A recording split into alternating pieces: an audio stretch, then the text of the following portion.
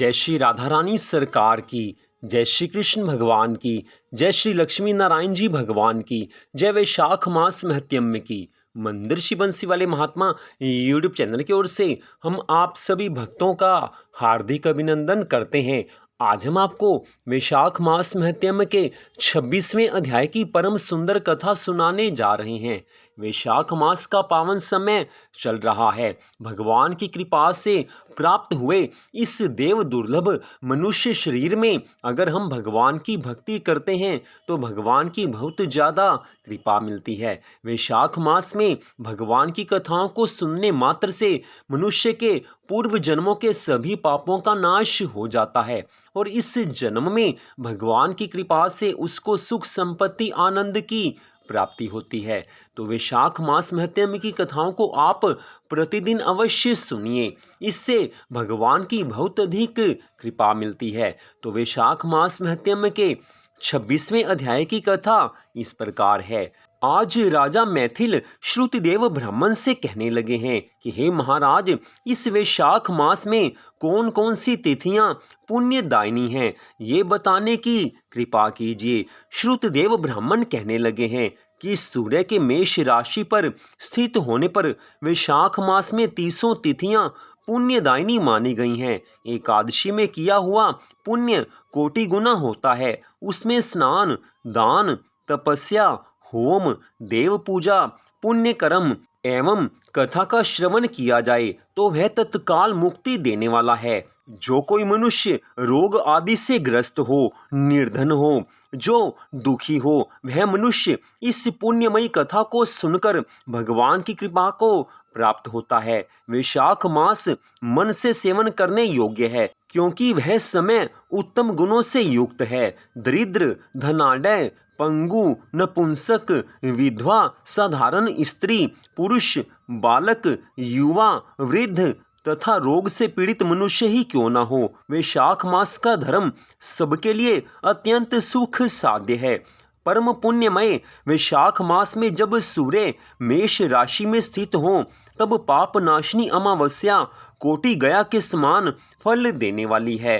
हे राजन, जब पृथ्वी पर राज ऋषि सावर्णी का शासन था उस समय 30वें कलयुग के अंत में सभी धर्मों का लोप हो चुका था।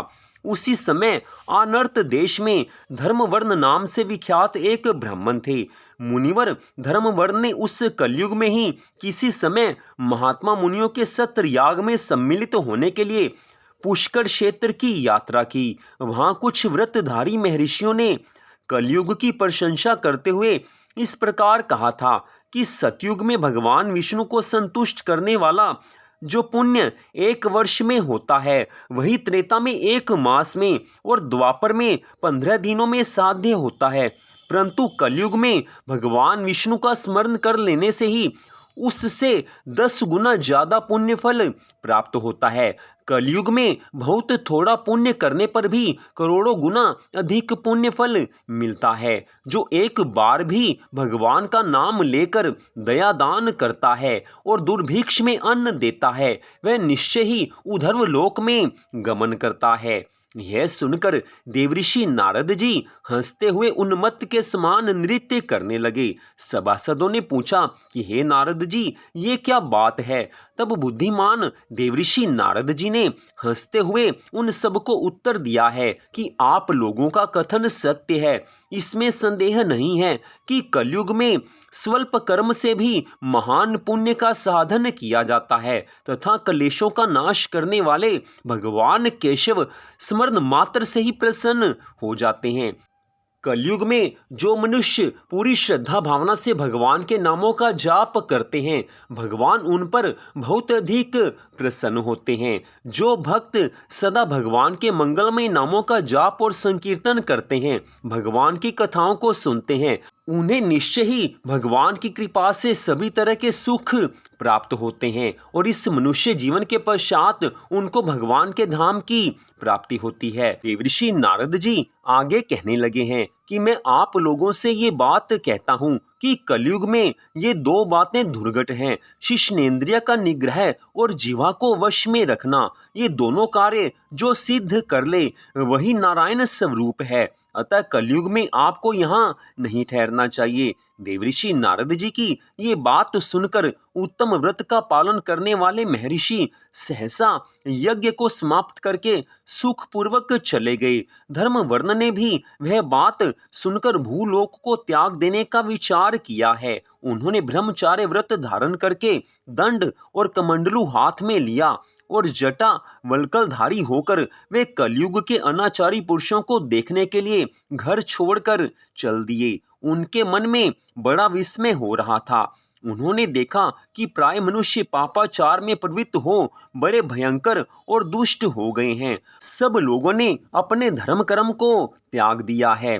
पत्नी अपने पति से द्वेष रखती है, शिष्य गुरु से वैर करता है, सेवक स्वामी के और पुत्र पिता के घात में लगा हुआ है। इस कलयुग में भूत प्रेत और पिशाच आदि की उपासना चल पड़ी है। सब लोग भोग विलास में आसक्त हैं और उसके लिए अपने प्राण भी खो बैठते हैं। सब लोग झूठी गवाही देते हैं। मन में सदा छल और कपट भरा रहता है। कलयुग में सदा लोगों के मन में कुछ और, वाणी में कुछ और तथा क्रिया में कुछ और ही देखा जाता है। सबकी विद्या किसी न किसी स्वार्थ को लेकर ही होती है और केवल राजभवन में उसका आदर होता है। संगीत आदि कलात्मक विद्याएं भी राजाओं को प्रिय हैं। कलयुग में अधम मनुष्य पूजे जाते हैं और श्रेष्ठ पुरुषों की अवहेलना होती है। कलयुग में वेदों के विद्वान ब्राह्मण दरिद्र होते हैं। लोगों में प्राय भगवान की भक्ति नहीं होती।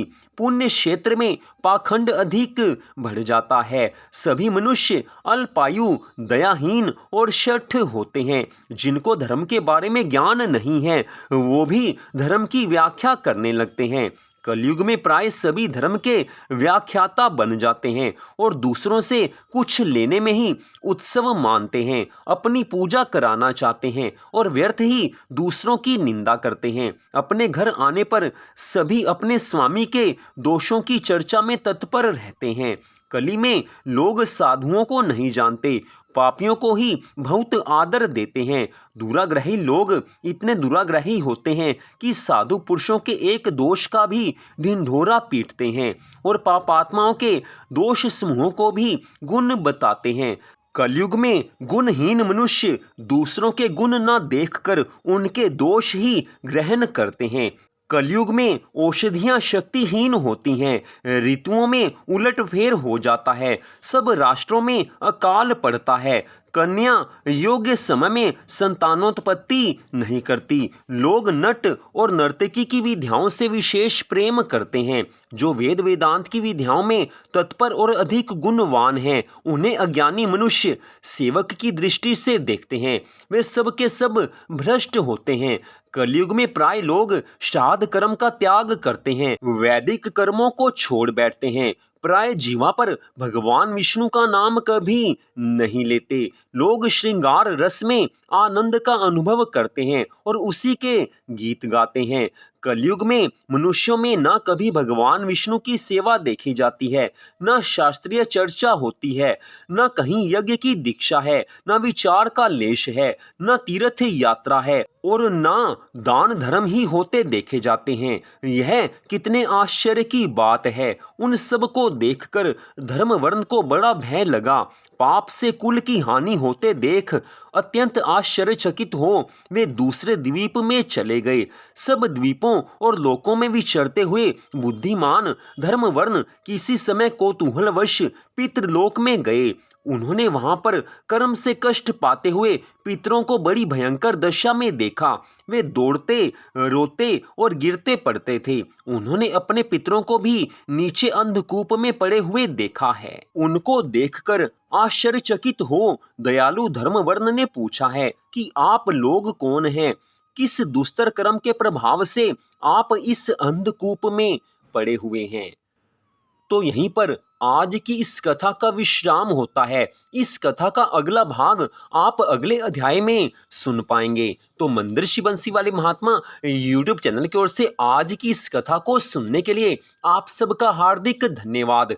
वैशाख मास में जितना भी भगवान की भक्ति की जाए उतना ही भगवान की बहुत ज्यादा कृपा की प्राप्ति होती है। भगवान श्री राधा कृष्ण जी की, भगवान श्री लक्ष्मी नारायण जी की वैशाख मास महत्म की अनंत कृपा सदा आप सब पर, आपके परिवार पर बनी रहे। इसी मंगल कामना के साथ जय श्री राधा रानी सरकार की, जय श्री कृष्ण भगवान की, जय श्री लक्ष्मी नारायण जी भगवान की, जय वैशाख मास महत्म की। जय जय श्री राधे, जय जय श्री राधे, जय जय श्री राधे श्याम।